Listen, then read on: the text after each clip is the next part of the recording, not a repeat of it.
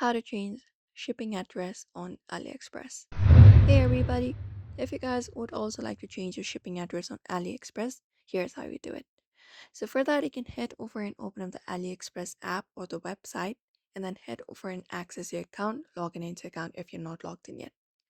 After that is done, you need to go over to settings.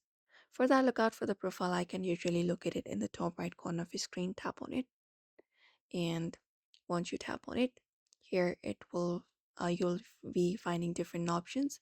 So if you'd like to change your shipping address, you may look it up the option called settings and tap on it and open up the settings of your AliExpress. After you do so, here you will be finding different options. You may basically head over and look out for the option called country. First of all, tap on it, and once you tap on it, here you'll be finding option ship to which country.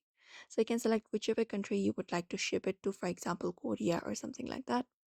Once it is done, you can just go ahead and select the province or anything, and your district, and just go ahead and provide them with a particular address. And once that is done, the address should be updated, and that's it. Apart from that, from your home page, you can look out for this location option right below your search bar.